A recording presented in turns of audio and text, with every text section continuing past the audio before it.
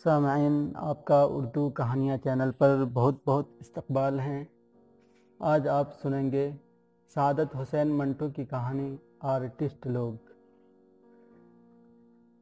جمیلہ کو پہلی بار محمود نے باغ جناح میں دیکھا۔ وہ اپنی دو سہیلیوں کے ساتھ چہل قدمی کر رہی تھی۔ سب نے کالے برقعے پہنے تھے مگر نقابیں الٹی ہوئی تھیں۔ محمود سوچنے لگا، یہ کس قسم کا پردہ ہے کہ برقع اوڑھا ہوا ہے مگر چہرہ ننگا ہے؟ آخر اس پردے کا مطلب کیا؟ محمود جمیلہ کے حسن سے بہت متاثر ہوا۔ وہ اپنی سہیلیوں کے ساتھ ہنستی کھیلتی جا رہی تھی۔ محمود اس کے پیچھے چلنے لگا۔ اس کو اس بات کا قطعاً ہوش نہیں تھا کہ وہ ایک غیر اخلاقی حرکت کا مرتکب ہو رہا ہے۔ اس نے سینکڑوں مرتبہ جمیلہ کو گھور گھور کر دیکھا۔ اس کے علاوہ ایک دو بار اس کو اپنی آنکھوں سے اشارے بھی کیے مگر جمیلہ نے اسے درخور اعتنانہ سمجھا اور اپنی سہیلیوں کے ساتھ بڑھتی چلی گئی۔ اس کی سہیلیاں بھی کافی خوبصورت تھیں مگر محمود نے اس میں ایک ایسی کشش پائی جو لوہے کے ساتھ مقناطیس کی ہوتی ہے۔ وہ اس کے ساتھ چمٹ کر رہ گیا۔ ایک جگہ اس نے جرأت سے کام لے کر جمیلہ سے کہا، حضور اپنا نقاب تو سنبھالیے، ہوا میں اڑ رہا ہے۔ جمیلہ نے یہ سن کر شور مچانا شروع کر دیا۔ اس پر پولیس کے دو سپاہی جو اس وقت باغ میں ڈیوٹی پر تھے دوڑتے آئے اور جمیلہ سے پوچھا، بہن کیا بات ہے؟ جمیلہ نے محمود کی طرف دیکھا جو سہما کھڑا تھا اور کہا، یہ لڑکا مجھ سے چھیڑ خانی کر رہا تھا۔ جب سے میں اس باغ میں داخل ہوئی ہوں یہ میرا پیچھا کر رہا ہے۔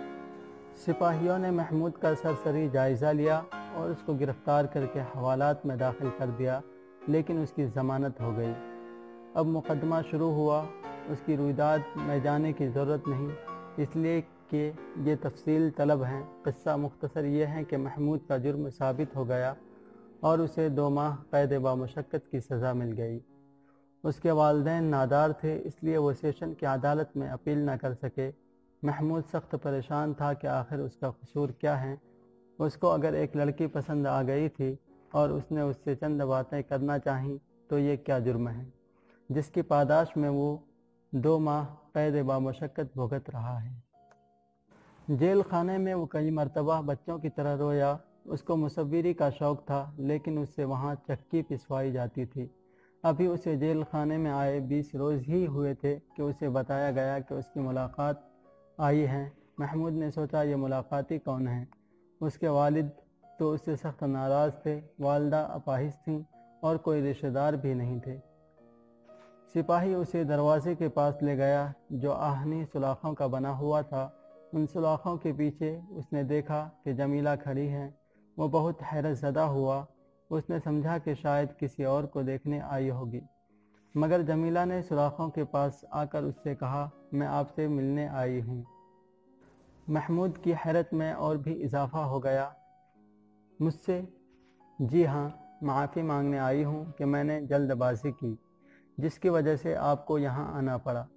محمود مسکرایا، ہائے اس زود پیشما کا پیشما ہونا۔ جمیلہ نے کہا، یہ غالب ہیں؟ جی ہاں، غالب کے سوا اور کون ہو سکتا ہے جو انسان کے جذبات کی ترجمانی کر سکے۔ میں نے آپ کو معاف کر دیا لیکن میں یہاں آپ کی کوئی خدمت نہیں کر سکتا اس لیے کہ یہ میرا گھر نہیں ہے، سرکار کا ہے، اس کے لیے میں معافی کا خواستگار ہوں۔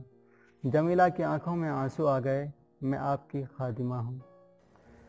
چند منٹ ان کے درمیان اور باتیں ہوئیں جو محبت کے عہد و پیمان تھیں۔ جمیلہ نے اس کو صابن کی ایک ٹکیا دی، مٹھائی بھی پیش کی۔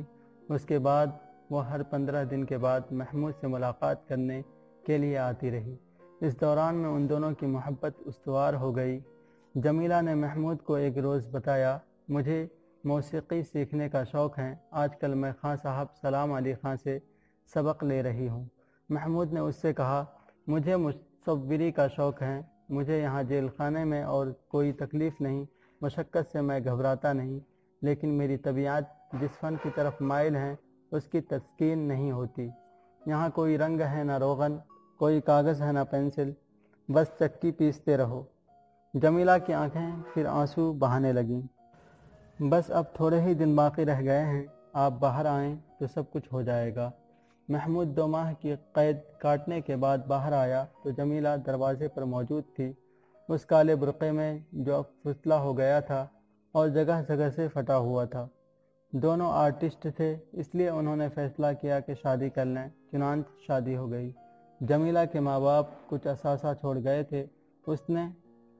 उन्होंने एक छोटा सा मकान बनाया और पुरमसरत ज़िंदगी बसर करने लगे। महमूद एक आर्ट स्टूडियो में जाने लगा ताकि अपनी मुसव्विरी का शौक़ पूरा करे। जमीला खां साहब सलाम अली खां से फिर तालीम हासिल करने लगी। 1 बरस तक वो दोनों तालीम हासिल करते रहे। महमूद मुसव्विरी सीखता रहा और जमीला मौसीकी। इसके बाद सारा असासा ख़त्म हो गया और नौबत फ़ाक़ों पर आ गई। लेकिन दोनों आर्ट शदाई थे। वो समझते थे कि फ़ाक़े करने वाले ही सही तौर पर अपने आर्ट की मेराज तक पहुँच सकते हैं। इसलिए वो अपनी इस मुफलिसी के ज़माने में भी खुश थे। एक दिन जमीला ने अपने शौहर को ये मसला सुनाया कि उसे एक अमीर घराने में मौसीकी सिखाने की ट्यूशन मिल रही है। महमूद ने यह सुनकर उससे कहा, नहीं, ट्यूशन बकवास हैं, हम लोग आर्टिस्ट हैं। उसकी बीवी ने बड़े प्यार के साथ कहा, लेकिन मेरी जान, गुजारा कैसे होगा? महमूद ने अपने फुसले निकले हुए कोट का कॉलर बड़े अमीराना अंदाज में दुरुस्त करते हुए जवाब दिया, आर्टिस्ट को उन फजूल बातों का ख्याल नहीं रखना चाहिए। हम आर्ट के लिए ज़िंदा रहते हैं, आर्ट हमारे लिए ज़िंदा नहीं रहता। जमीला ये कहकर खुश हुई, लेकिन मेरी जान, आप मुसव्विरी सीख रहे हैं, आपको हर महीने फ़ीस अदा करनी पड़ती है, इसका बंदोबस्त भी तो कुछ होना चाहिए, फिर खाना पीना है, उसका खर्च अलहदा।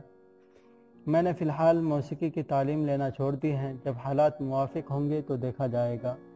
दूसरे दिन जमीला घर आई तो उसके पर्स में 15 रुपये थे, जो उसने अपने खाविंद के हवाले कर दिया और कहा, मैंने आज से ट्यूशन शुरू कर दी है, ये 15 रुपये मुझे पेशगी मिले हैं, आप मुसव्विरी का फ़न सीखने का काम जारी रखें। महमूद के मर्दाना जज्बात को बड़ी ठेस लगी। मैं नहीं चाहता था कि तुम मुलाजिमत करो, मुलाजिमत मुझे करना चाहिए। जमीला ने ख़ास अंदाज में कहा, हाय, मैं आपकी गैर हूँ, मैंने अगर कहीं थोड़ी देर के लिए मुलाजिमत कर ली है तो इसमें हरज ही क्या है, बहुत अच्छे लोग हैं। जिस लड़की को मैं मौसीकी की तालीम देती हूँ बहुत प्यारी और ज़हीन है। ये सुनकर महमूद खामोश हो गया, उसने मज़ीद गुफ्तगू ना की। दूसरे हफ्ते के बाद वो 25 रुपये लेकर आया और अपनी बीवी से कहा, मैंने आज अपनी एक तस्वीर बेची है, ख़रीदार ने उसे बहुत पसंद किया, लेकिन खसीस था, सिर्फ 25 रुपये दिए। अब उम्मीद है कि मेरी तस्वीरों के लिए मार्केट चल निकलेगी। जमीला मुस्कुराई, तो फिर काफ़ी अमीर आदमी हो जाएंगे। महमूद ने उससे कहा, जब मेरी तस्वीरें बिकना शुरू हो जाएंगी तो मैं तुम्हें ट्यूशन नहीं करने दूंगा। जमीला ने अपने खाविंद की टाई दुरुस्त की और बड़े प्यार से कहा, आप मेरे मालिक हैं, जो भी हुक्म देंगे मुझे तस्लीम होगा। दोनों बहुत खुश थे, इसलिए कि वो एक दूसरे से मोहब्बत करते थे।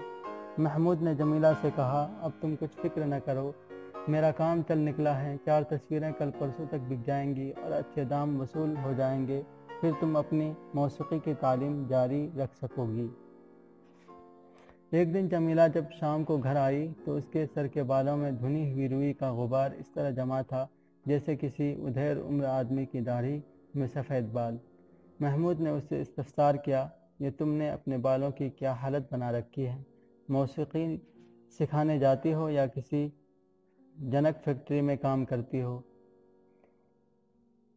जमीला ने, जो महमूद की नई रज़ाई की पुरानी रुई को धुन रही थी, मुस्कुरा कर कहा, हम आर्टिस्ट लोग हैं, हमें किसी बात का होश भी नहीं रहता। महमूद ने हुक्के की मुंह में लेकर अपनी बीवी की तरफ देखा और कहा, होश वाकई नहीं रहता। जमीला ने महमूद के बालों में अपनी उंगलियों से कंघी करना शुरू की। ये धुनकी हुई रुई का गुबार आपके सर में कैसे आ गया? महमूद ने हुक्के का एक कश लगाया, जैसा कि तुम्हारे सर में मौजूद हैं, हम दोनों एक ही जनक फैक्ट्री में काम करते हैं, सिर्फ आर्ट की खातिर।